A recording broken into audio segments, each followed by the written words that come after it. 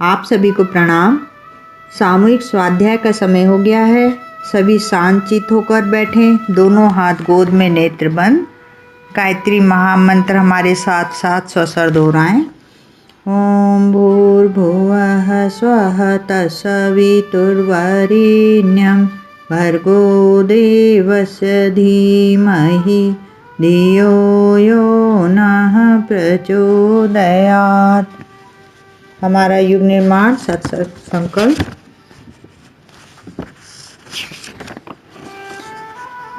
परंपराओं की तुलना में विवेक को महत्व देंगे। नर नारी परस्पर पवित्र दृष्टि रखेंगे। परम पूज्य गुरुदेव एवं वंदनीय माता जी की सूक्ष्म उपस्थिति में आज का स्वाध्याय। गायत्री की 24 शक्तियाँ, इस पर हम स्वाध्याय कर रहे थे। इसी के आगे का क्रम लेंगे। वैभव उपार्जन करने के लिए आवश्यक ज्ञान और साधन जिस प्रकार प्राप्त किए जा सकते हैं, इसे शिक्षा कहते हैं। ऐश्वर्यवान बनने के लिए जिस ज्ञान एवं उपाय को अपनाना पड़ता है, उसका परिचय विद्या से मिलता है। विद्या का पूरा नाम ऋतंभरा प्रज्ञा या विद्या है।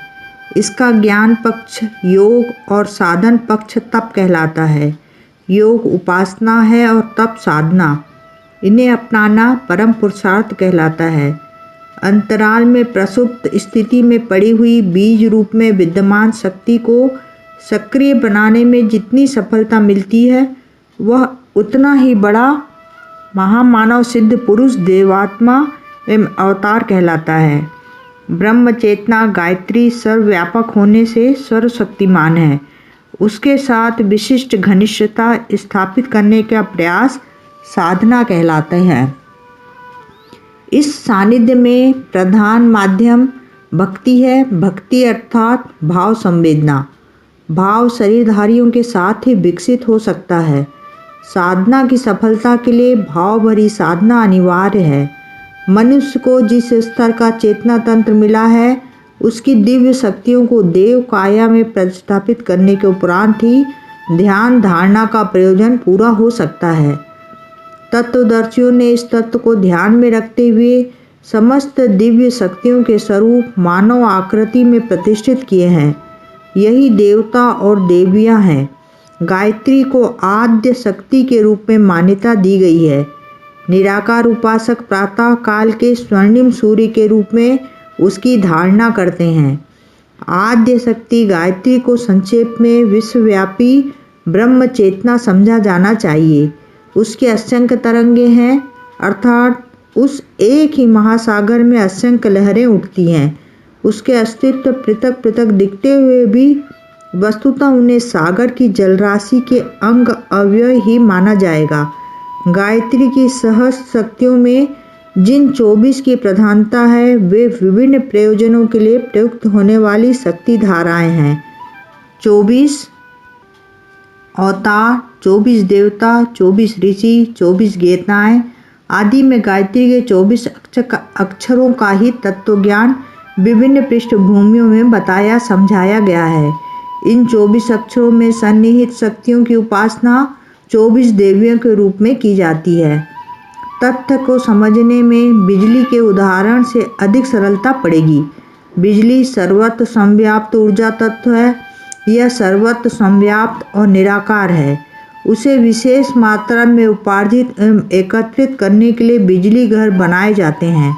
उपलब्ध विद्युत शक्ति को स्विच तक पहुंचाया जाता है। स्विच के साथ जिस प्रकार का यंत्र जोड़ दिया जाता है, बिजली उसी प्रयोजन को पूरा करने लगती है। बत्ती जलाकर प्रकाश, पंखा चलाकर हवा, हीटर से गर्मी, कूलर से ठंडक, रेडियो से आवाज़, टेलीविज़न से दृश्य, मोटर से गति, स्पर्श से झटका जैसे अनेकानेक प्रयोजन पूरे होते हैं।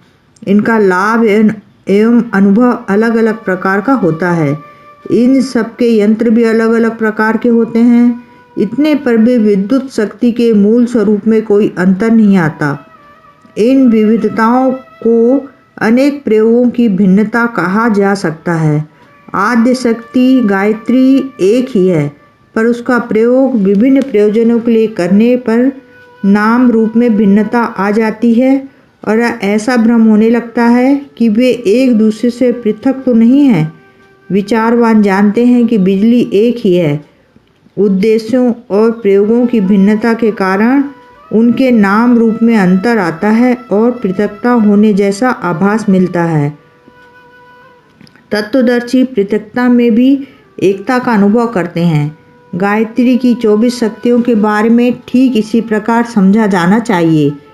पेड़ के कई अंग अवयव होते हैं, जड़, छाल, तना, टहनी, पत्ता, फूल, पराग, फल, बीज आदि।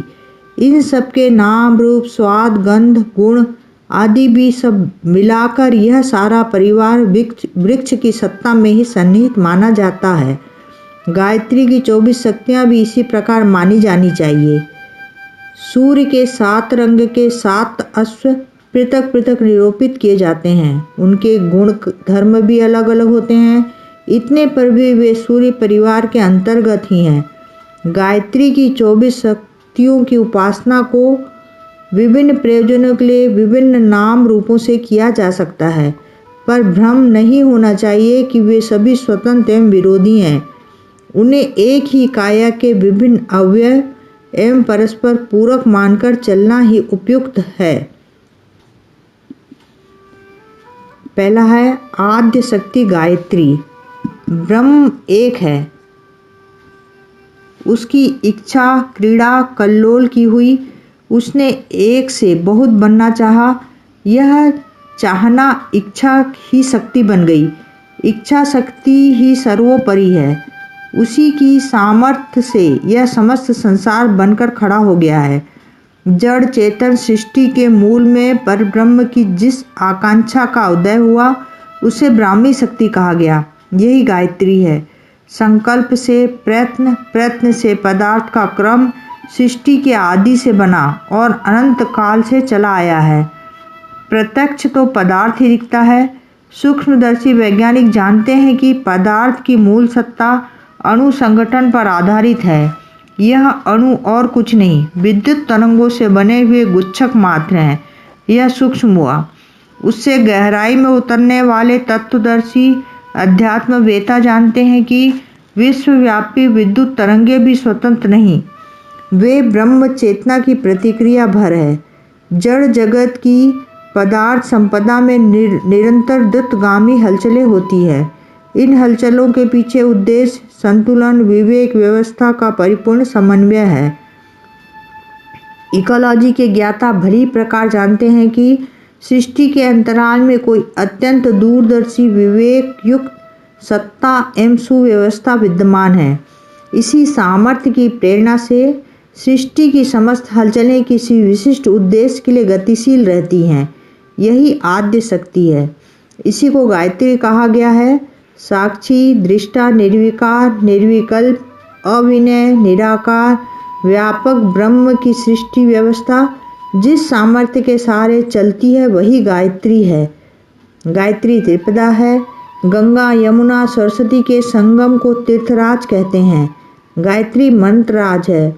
सत्य चित आनंद, सत्यम शिवम सुंदरम, सत्य रजतम, ईश्वर जीव प्रकृति, भूलोक, भुवलोक, स्वलोक का विस्तार त्रिपदा है। पदार्थों में ठोस, द्रव्य, वाष्प, प्राणियों में जल, थल, नभचर, सृष्टि क्रम के उत्पादन, अभिवर्धन, परिवर्तन गायत्री के ही 3 उपक्रम है। सर्दी, गर्मी, वर्षा की ऋतुएं, दिन, रात्रि, संध्या, 3 काल में महाकाल की हलचलें देखी जा सकती हैं।